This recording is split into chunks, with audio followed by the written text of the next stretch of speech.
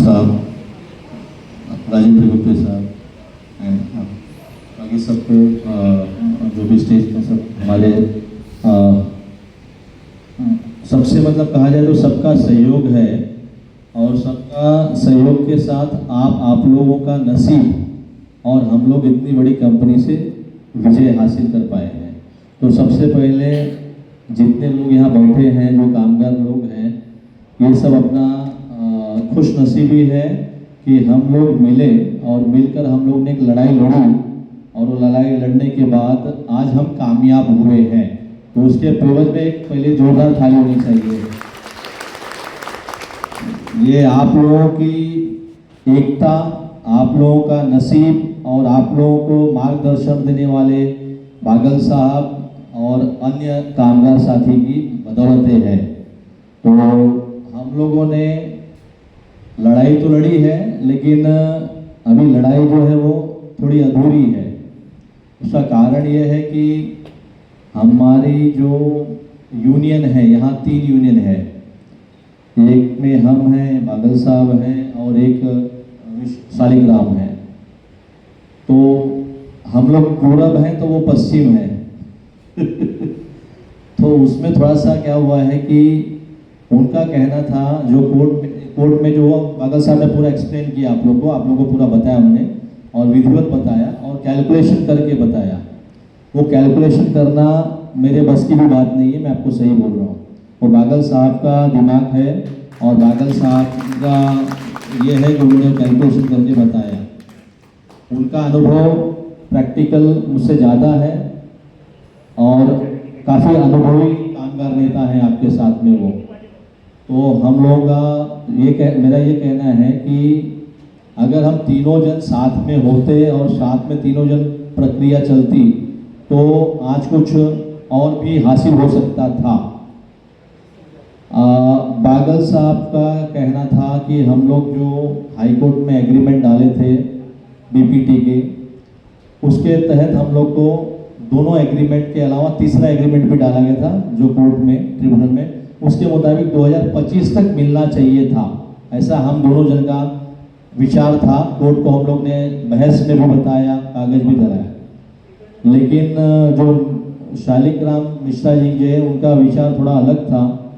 उनका कहना था कि जो पगार बढ़ाना है वो जैसे पगार है उसमें 35% बढ़ा दीजिए बस। तो ये और वो भी वो पीरियड तक बीपीटी का उन्होंने विरोध किया। कोर्ट के हाई कोर्ट में भी कहा था, यहाँ भी उन्होंने विरोध किया था कि बीपीटी से कोई मतलब नहीं है। लेकिन जो जज साहब थे वो भी अपने नसीब से उन्होंने बहुत अच्छा ऑर्डर किया है। जो बात हम लोग ने रखी थी वो बात को उन्होंने पूरे तह तक लिया और सेम पगार जो हम लोग ने मांगा है वो पगार उन्हें 2017 तक दिया है। क्योंकि हाई कोर्ट का जो ऑर्डर रिमांड हुआ था वो अपना दिसंबर 2017 तक के एग्रीमेंट के हिसाब से हुआ है। 2018 से लेके 2025 तक का जो कैलकुलेशन है, जो बागल साहब ने बताया है, वो आपको कानूनन मिलना चाहिए। उसमें कारण ये है कि कानून ये कहता है कि अगर आप लोगों का एग्रीमेंट साइन हुआ है, कोई करार आप लोग का साइन हुआ है और वो करार के पीरियड समाप्त होने के बाद जब तक दूसरा करार नहीं होता है, दूसरा एग्रीमेंट नहीं होता है, दूसरा एमओयू नहीं होता है, तो उस पहले वाले करार का जितने भी बेनिफिट्स हैं, जितने भी फायदे हैं, वो वर्करों को आगे तक मिलना चाहिए। ऐसा कानून में है। तो हम लोग ने 2017 तक लाया है और 2025 तक भी उनको देना पड़ेगा।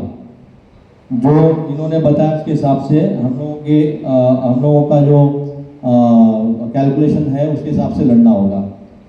दूसरी बात है कि आप लोग को लड़ाई तो लड़ने हम लोग कहते नहीं हैं, लेकिन आप लोग जब हम लोग के साथ देने की बात आती है तो सब लोग एक रहा करो। क्योंकि देखिए, भले आप लोग पनवेल के हैं, मुंबई के हैं या उरन के हैं, लेकिन आप लोग की एक ही जात है, एक ही बिरादर है, वो है कामगार।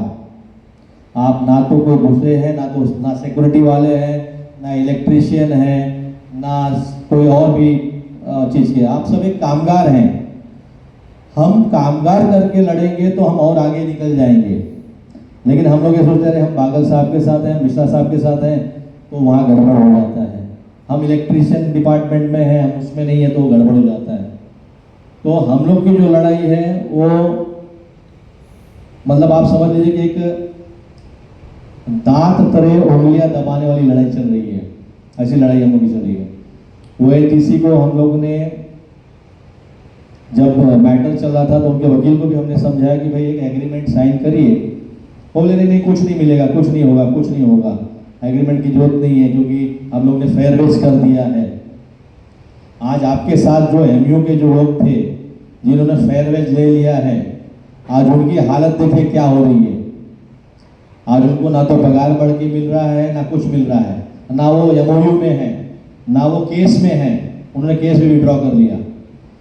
तो मेरा तो ये सुझाव है आप लोगों को कि अगर हम लड़ाई कर रहे हैं और कुछ पा रहे हैं, पाने की हमारे में चेष्टा है, तो हम वो चेष्टा तक पहुंचने की कोशिश करनी चाहिए, बीच में छोड़ना नहीं चाहिए। अधूरा छोड़ना मतलब बेकार होता है, कुछ नहीं मिलेगा। आज फेयरवेल वालों को बहुत बुरी परिस्थिति हो गई है, ना तो उनका एग्रीमेंट हो रहा है, ना तो उन लोग को कुछ आगे पगार बढ़ाकर मिलने वाली है। जो एमयू में बचे हुए लोग हैं उन्हीं को इसकी सुविधा मिलेगी। ये जो अवार्ड पास हुआ है, ये अवार्ड उन्हीं को मिलेगा जो एमओयू के अंतर्गत हैं। जिन्होंने एमओयू को छोड़ दिया है उनको 1 रुपया भी नहीं मिलेगा। तो ये जितने हमारे लोग हैं सब एमओयू के लोग हैं, मैं ऐसा समझ रहा हूँ, बरोबर है ना? सब एमओयू के है ना? हाँ, तो उन लोग को ही मिलेगा, ये बाकी किसी को नहीं मिलेगा। और अभी आगे भी जब लड़ाई लड़नी होगी, देखिए ऐसा है क्योंकि मैं कानूनी दाव पे जानता हूँ और कानून में कैसे मालिक लोग करते हैं उसकी हमको बहुत ज़्यादा अनुभव है। ये अवार्ड पास होने के बाद या तो ओएनजीसी इस तरह का पगार आपको डिफरेंस में दे, या तो वो चैलेंज करेगी हाई कोर्ट में, उच्च न्यायालय में, परेशान करने के लिए, न देने के लिए, समझ गए? तो उसके लिए भी अपनी तैयारी रखनी होगी आप लोगों को। सब लोगों को हर ढंग से तैयार होना रहेगा। कल जरूरत पड़ेगी तो कुछ बागल साहब के मार्गदर्शन में कुछ मोर्चा निकालना होगा तो भी के लिए तैयार रहिए, और इसके लिए भी, लड़ाई के लिए भी तैयार रहिए आप लोग, क्योंकि आज हमारी लड़ाई की वजह से ही बाकी के लोगों को भी, हमारे मेंबर नहीं हैं, दूसरे यूनियन के हैं, उनको भी हम लोगों की लड़ाई की वजह से फायदा हुआ है, लेकिन वो समझ नहीं पाते हैं। क्योंकि अगर कामगार इतने वो होते हैं तो फिर वो कर ही नहीं पाते बेचारे, वो किसी की चेष्टा में कैसे भी फंस गए हैं। जैसे हमारे एक एससी पांडे हैं जो यहाँ बैठे, खड़ा हो जाइए भाई साहब आप। हाँ, अब इनका आप लोग सब इनको जानते ही होंगे क्योंकि आपके कामगार भाई हैं, मेरे पास भी है, हमारे यूनियन में आए, हमने इनके लिए भी बहुत लड़ाई लड़ने की कोशिश की, लेकिन इनको जो है जब ये जिस यूनियन में थे, ऑयल फील्ड एम्प्लॉयज यूनियन में थे, उस समय इनको और बाकी के 10 लोगों को गलत सलाह मिली कि आपको ट्रांसफर किया गया है, आप मत जाइए और वहीं रहिए, पुलिस आएगी, देखेंगे, ये करेंगे, वो करेंगे। इनको जेल में भी जाना पड़ा, पुलिस कस्टडी में भी जाना पड़ा, इनका केस भी नहीं हुआ, केस भी नहीं कर पाए। जब हमने केस किया तो वहाँ उन्होंने बताया कि इनको टर्मिनेट कर दिया कॉन्ट्रैक्टर ने। हमने हाई कोर्ट में भी इसको चैलेंज किया, लेकिन वहाँ पे अनसक्सेसफुल हो चुके। तो क्या होता है, जब सलाहकार सही रहेगा तो काम अच्छा बनेगा, अगर सलाहकार गलत रहेगा, गलत सलाह मिलेगी तो फिर अपना नुकसान हो जाएगा।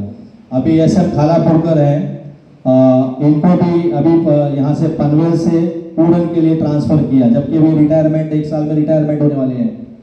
तो लोगों ने कहा सर इनको जाना चाहिए, मैंने कहा देखो जाना चाहिए, क्योंकि क्या होता है कि एम्प्लॉयर का राइट है कहाँ किसको रखना है, लेकिन जिस ढंग से इनको ट्रांसफर किया वो गलत है। तो इनके बारे में भी हमने केस कर दिया है। इनको हमने कहा उसमें समय लगता है, आप बर्दाश्त कर पाएंगे। बाकी के लोगों ने कहा भाई हम सपोर्ट करेंगे उनको, तो हमने कहा बिल्कुल, मैंने इनका केस फाइल कर दिया है, ठीक है ना। तो इनको सलाह दिया मैंने और इनके मुताबिक मैंने केस फाइल कर दिया। तो ऐसा होना चाहिए, मतलब क्योंकि क्या होता है, जब गुरु आपका सही है, गुरु आपका सही है, जो ज्ञान देने वाला सही है, तो आपका बिगड़ा काम बन जाएगा। और गुरु अगर सही नहीं है तो कितना भी ध्यान देगा वो काम उल्टा हो जाएगा। ठीक है ना। तो ये कहने का तात्पर्य है कि आप लोग आपस में एकजुट रहिए।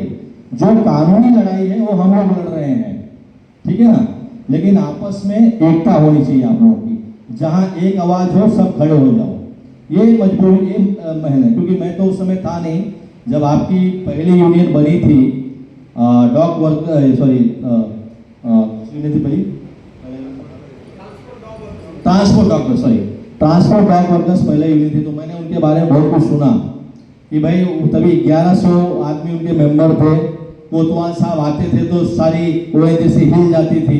वो कोतवाल साहब की वजह से नहीं हिलती थी, आप लोगों की वजह से हिलती थी, क्योंकि आप लोग 1100 लोग थे, बराबर है कि नहीं?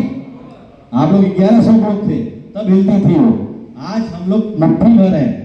बागल साहब के पास तो 64 लोग हैं, मेरे पास 84 लोग हैं। तो आज हम मुट्ठी हैं, लेकिन हम लीगल लड़ाई लड़ रहे हैं, हम कानूनी लड़ाई लड़ रहे हैं। हम वो दबंगई वाली लड़ाई नहीं लड़ रहे हैं। पहले दबंगई वाली लड़ाई थी, आगे तो सब है, अभी हम कानूनी लड़ रहे हैं। और कानूनी का लड़ाई में आपका नसीब, हम लोग की मेहनत ईमानदारी से लड़ते, बाकी सब आप लोगों को पता ही है। अभी आज तक हम लोग कोई केस एक हारे नहीं है, एक केस भी हम हारे नहीं अभी तक आप लोगों का।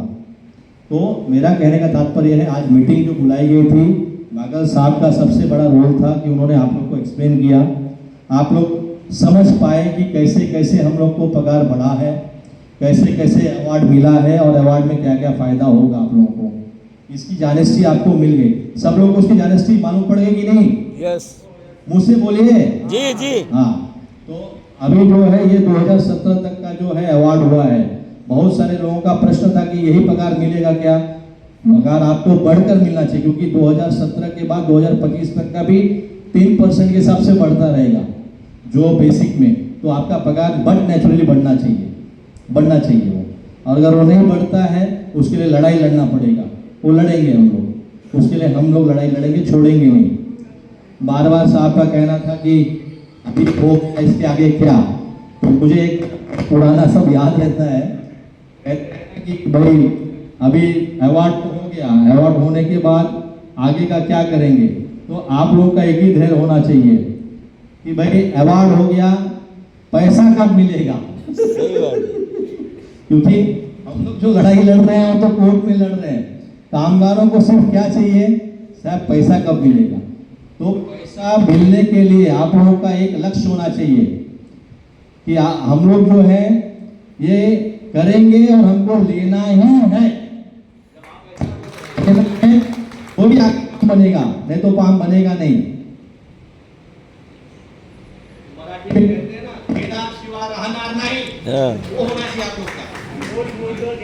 हाँ, समझिए ना, ऐसा होना चाहिए आप लोग। जब ऐसा रहेगा तो आगे का सब काम होगा बढ़िया, समझिए ना। हम लोग तो लीगल फाइटर हैं, हम तो कानून की प्रक्रिया को देख रहे हैं। बागल साहब आप लोगों को समर्थन कर रहे हैं ये लड़ने के लिए, विचार करने के लिए, लेकिन मेन जो होता है वो आप लोग का सपोर्ट।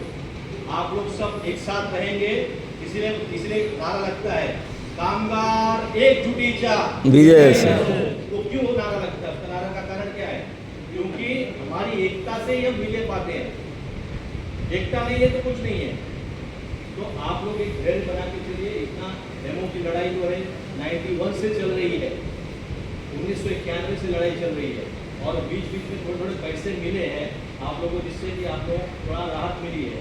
अब यहाँ तक हम जीत गए, दूसरी लड़ाई राउंड जीते हैं, आगे भी जीतेंगे।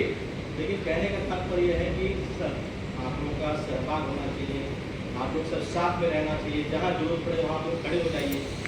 क्योंकि यूनियन कैसे चलेगी? यूनियन को भी तो कुछ चाहिए ना, यूनियन के साथ आपका सपोर्ट होगा तभी होगा। उसके लिए सब मेरा यही तात्पर्य है कि अवार्ड हम जीत गए हैं, आगे भी 2025 तक का भी वेजेस आपको मिलेगा बढ़ाकर। इसके लिए भी हमको संघर्ष करना पड़ा, तो संघर्ष करने के लिए हम लोग सब तैयार हैं, ये अपना नारा होना चाहिए, और फिर हम करेंगे आगे साथ। और किसी को कुछ भी डाउट है तो हम लोग बैठे हैं, आप पूछ सकते हैं। आपके दिल में कोई बात है पूछने के लिए तो एक एक करके पूछिए, बागल साहब हम जवाब देंगे, ठीक है? इसी के साथ मिश्रा आगे बढ़ो।